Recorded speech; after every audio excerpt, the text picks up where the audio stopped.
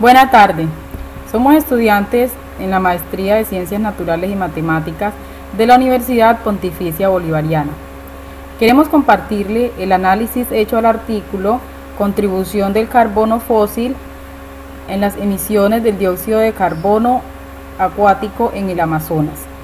Este artículo lo tomamos de la base de datos de la Universidad Pontificia Bolivariana, publicado el 4 de julio de 2014, en la revista Biosciences Discus, cuyos autores fueron Bigerman, Waldron, Garnett y J. Newton. Este análisis lo realizaron Ervin Alexis Camargo, Alberto Elías Peñata y quien les habla, Doris Lee Pérez. Descripción del problema. Este estudio se llevó a cabo en la región del Amazonas, más específicamente en los ríos de Tambopata, Madre de Dios, Perú, donde se quiso demostrar que el aumento de las temperaturas provoca que los ecosistemas acuáticos generen más dióxido de carbono que los ecosistemas terrestres. La explicación de este fenómeno se halla en el flujo extra de carbono que llega a los ecosistemas acuáticos provenientes de los ecosistemas terrestres a través de las escorrentías tras las lluvias. En este sentido, se puede evidenciar que la respiración es un componente vital para el ciclo del carbono, ya que regula la concentración del dióxido de carbono tanto en la atmósfera como en el clima de la Tierra. En lo que explica el investigador José María Montoya, que la respiración se ve afectada por el aumento de la temperatura y por ende el aumento del dióxido de carbono. Añade además que a corto plazo, hablando de días y semanas, todos los ecosistemas se comportan igual. Lo sorprendente es lo que pasa a largo plazo.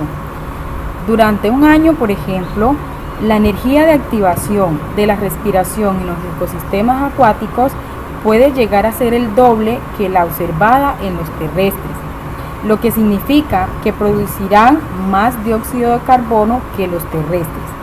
Comprendemos entonces que el ritmo de la respiración en los seres vivos aumenta a medida que aumenta la temperatura del ambiente, y cuando ésta disminuye, también lo hace el ritmo de la respiración. A continuación, veamos el compañero que nos va a explicar acerca de los materiales y métodos utilizados en esta investigación. Recordemos lo que dijo nuestra compañera Doris.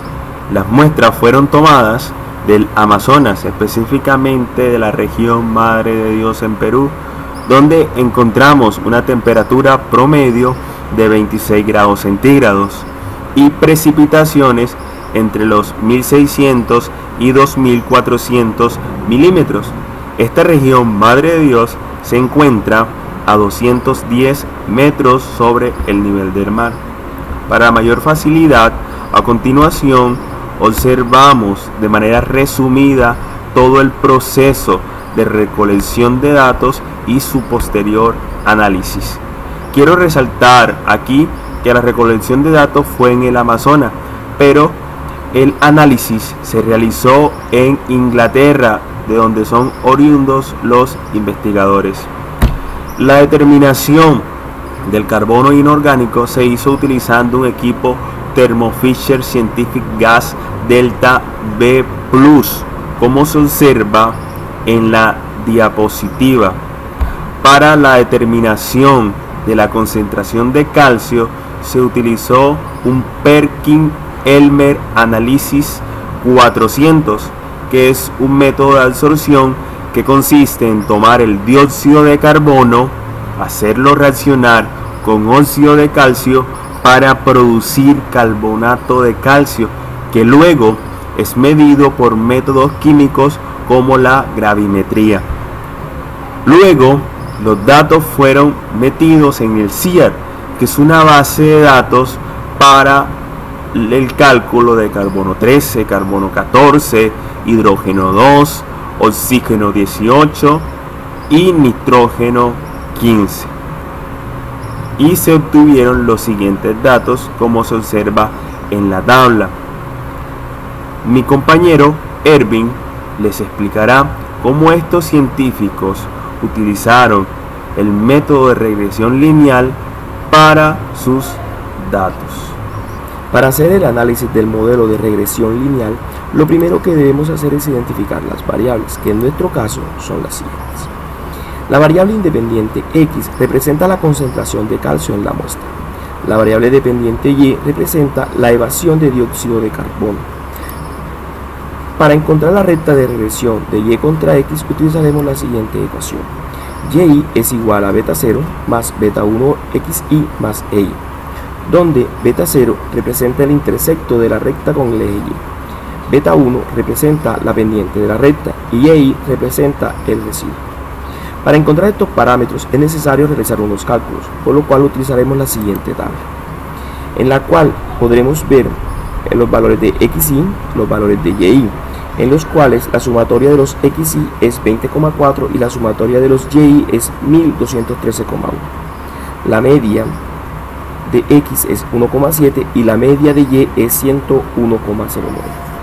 También podremos observar los valores de XY cuadrado, los valores de YY cuadrado y los valores de XY y YY con sus respectivas sumatorias.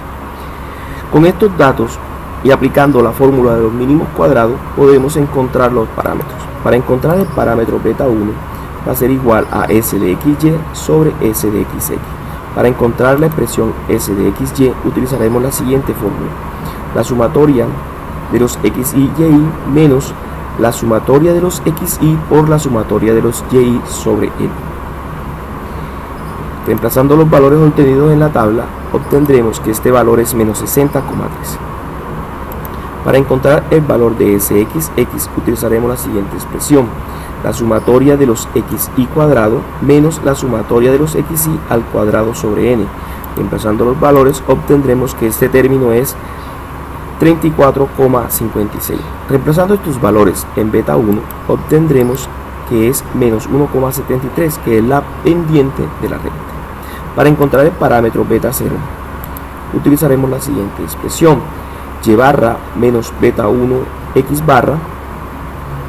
Reemplazando estos valores obtendremos que beta 0 es 104.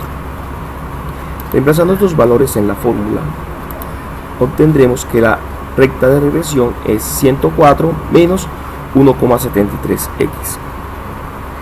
Para observar la forma en que el modelo se ajustó a los datos encontraremos el coeficiente de determinación R a la 2, el cual está expresado de la siguiente manera. R a la 2 es igual a beta 1 S de XY sobre S de YY. Como nos hace falta el valor S de YY, lo encontramos.